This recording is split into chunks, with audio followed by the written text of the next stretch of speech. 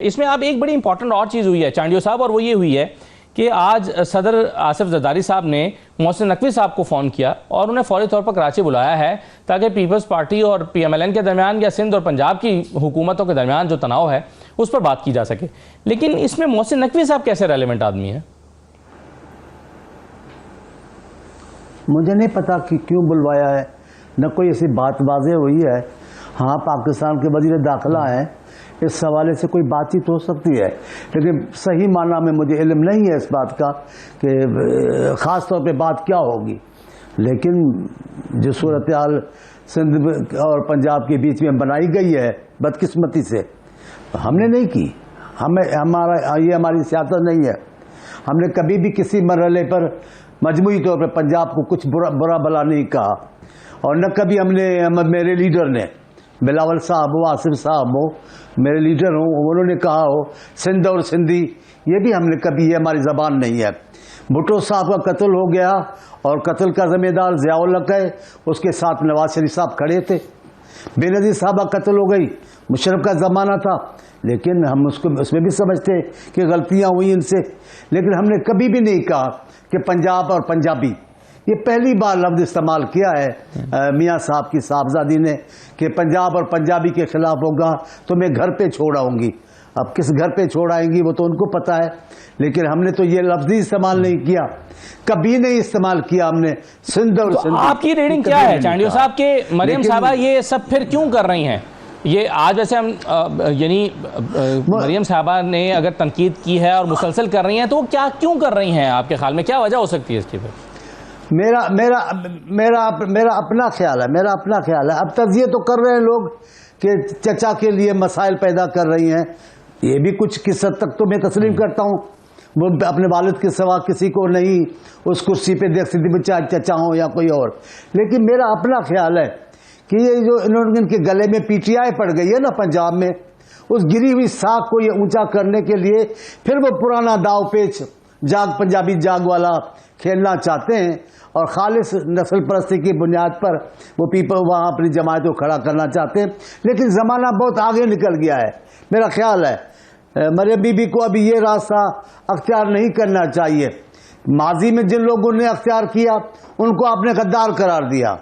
आपने मोहतरम science GM Syed के लिए ऐसा इस्तेमाल किया, उन्होंने सिंधियों की बात की, तो आपने गफ्फार खान और वली खान के लिए ये इस्तेमाल किया, उन्होंने पश्तो की बात की, तो आपने अताउल्लाह मेंगल, अकबर बुख्ती सबके लिए बलोचों की बुनियाद पर लिया, तो वो सब जुर्म था। अगर मियाँ साहब की साहबजादी या पंजाब का कोई लीडर पंजाब और पंजाबी लफ्ज़ इस्तेमाल करे तो क्या वो जुर्म नहीं होगा? वो भी ऐसा ही जुर्म है जैसा पहले वालों को आप करार देते रहे।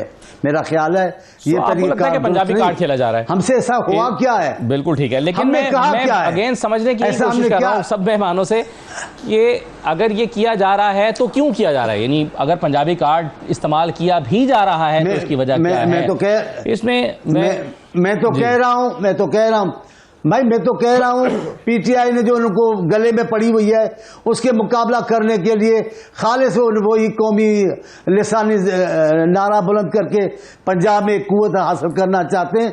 लेकिन मैं फिर कह रहा हूँ वक्त तब्दील हो चुका है, वो सूरत हाल नहीं है। बीबी ने गलत टाइम पर गलत बात को उठाया है। आप ये जो हर वक्त करते रहते हैं मरसू, तो वो कहते हैं कि जी हम अपने हिस्से का पानी आपको क्यों देंगे, और पानी के मामले पर वो समझते हैं कि भाई ये जो हमारे हिस्से का है उसका हम जो मर्जी करें, उसकी नहरें निकालें।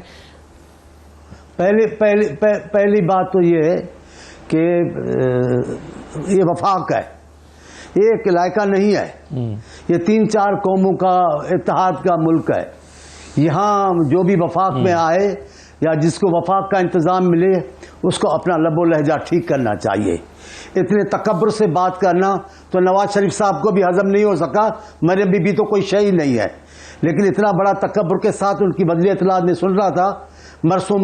ये मरसू की बात मजाक नहीं है, ये हमारी सकाफत की बात है, ये हमारी तारीख की बात है, ये हमारी कौमियत की बात है। आप हम पर हमारी मजाकें ना उड़ाएं। हमें भी बहुत सारी बातें आती हैं, हमें भी बड़े चुटकुले आते हैं आपके लिए बताने के लिए, लेकिन ये तौहीन करना कौमों की, सूबों की, ये हमें जेब नहीं देता। आप करती हैं, आप क्या करती हैं? शुरू से करती हैं, आपको परवाह नहीं है। आप बड़ी इलाका है, बड़ी कौम है, आप हाकिम है, आपका लहजा और है, हमारा लहजा वो नहीं है। हम तमाम धीमे लहजे वाले लोग हैं, लेकिन तौहीन बर्दाश्त करना, बेइज्जती बर्दाश्त करना, ये दुरुस्त बात नहीं है। हमने शुरू नहीं किया। और दूसरी बात, आप जो कहती हैं, आपकी लीडर भी कह रही हैं, आप भी बड़े तमतराक से 2 दिन से फरमा रही हैं, आप हमारा पानी, हमारा कौन सा आपका पानी, बताएं ना कौन सा पानी है आपका। पाकिस्तान का पानी है, पाकिस्तान के तमाम लोगों का उस पर हक है। आपने ज्यादती की, पहली बार शहबाज शरीफ की चीफ मिनिस्ट्री में थल कैनाल चलाया, सूबा एहतजाज करता रहेगा। आप शहबाज शरीफ का बयान रिकॉर्ड पर है, हम खोलेंगे, अब चलाएंगे। कोई ये सैलाबी नहर नहीं है। भुट्टो साहब ने ये नहर दी, तब तय हुआ था ये सैलाबी नहर है। अब आपने अपनी ताकत के जोर पे खोल तो लिया, लेकिन हुआ क्या है, मैं आपको कह रहा हूं, आपको मेरे सामने बैठे वलीद मेरा भाई है, मैं क्या कहूं, मैं उनके वालिद का बड़ा एहतराम करने वाला आदमी हूं, मैं उनसे बड़ा प्यार करने वाला आदमी हूं। आप तीनों चारों आदमी आए, चले मेरे साथ आए, मेरी दावत पे चलें, ठट्टो चलते हैं जहां ये दरिया समंदर में गिर रहा है, चलकर देखें कि आपने जब से थल कैनाल शुरू किया है अब वहां का हाल क्या है। ठट्टे की हजारों एकड़ केले की जमीन खत्म हो गई, कपास की, गंदम की सब खत्म हो गई। खारा पानी वहां आ गया है, और ये चंद सालों में खारा पानी हैदराबाद तक पहुंच जाएगा। हम अपने तहफुजात बता रहे हैं, हम आपको ये नहीं कहते कि आपका पानी नहीं है। बाकी आप जो हर वक्त तकब्बुर में बोलते हैं हमारा पानी, आपका पानी कौन सा है, कोई पानी आपका नहीं है, सारा पानी पाकिस्तान का है। पाकिस्तान की तमाम कौमें मिलकर उनको इस्तेमाल करती हैं। ये क्या बात हुई कि मैं पंजाब और पंजाबी करें घर तक छोड़ आऊंगी, फिर आपको भी घर नहीं मिलेगा।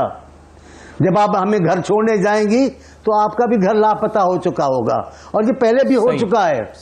कई साल आपको अपना घर नहीं मिला, फिर सियासी लोगों ने मिलकर आपको अपने घर का रास्ता दिखाया कि ये घर है बीबी आपका। ये शर्जील मेमन साहब ने जो कहा, ये कितनी संजीदा बात है, जिसमें वो कहते हैं कि जी मरियम साहबा दरअसल टारगेट कर रही हैं अपने चचा की हुकूमत को, क्योंकि ऐसा करने से उनके चचा की हुकूमत कमजोर होगी, क्योंकि पीपल्स पार्टी अपनी सपोर्ट विड्रॉ कर लेगी।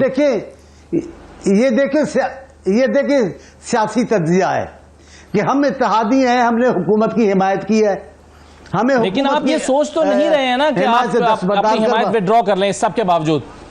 यानी पीपल्स पार्टी ये सोच तो नहीं रही है ना कि हम अलग हो जाएं। नहीं रही है तो रहना तो चाहिए, सोचेगी जरूर। मैंने कल कहा है अपने दोस्तों की गुफ्तगू में, हम मिन्नत करेंगे पीपल्स पार्टी को। अगर ये कल कला को पूरी कौम की तौहीन करती फिरेंगी, ये इनकी वजीर इत्तलात भी और साहबजादी साहिबा भी, तो हम कहेंगे बिलावल साहब को हमें अपनी इज्जत चाहिए, हमारे कौम की भी कोई इज्जत है। सही, ये हमारी मजाकें उड़ाएंगी, मरसू करती फिरेगी, इसको पता नहीं है, ये तारीख तो जानती नहीं है, इनको इलाके का पता ही नहीं है, इन्होंने कभी वतन से प्यार किया ही नहीं है। ये हमेशा हुकूमत के साथ रहे हैं। जो लोग वतन परस्त हैं, जो लोग वतन के लिए फांसियां बर्दाश्त करते हैं, इनको क्या पता कि ज़िया-उल हक के जमाने में अहले सिंध ने क्या तकलीफें बर्दाश्त की हैं। ज़िया-उल हक को भगाने के लिए कितने लोग फांसियों में गए, उसमें पंजाब भी थे, पंजाब की खवातीन भी थी, बहादुर खवातीन पंजाब। चांडियो साहब, जो हम डिस्कशन कर रहे हैं इसमें बहुत अच्छा होता है कि आज बिल्कुल सही है। चांडियो साहब, एक छोटा सा मुझे ब्रेक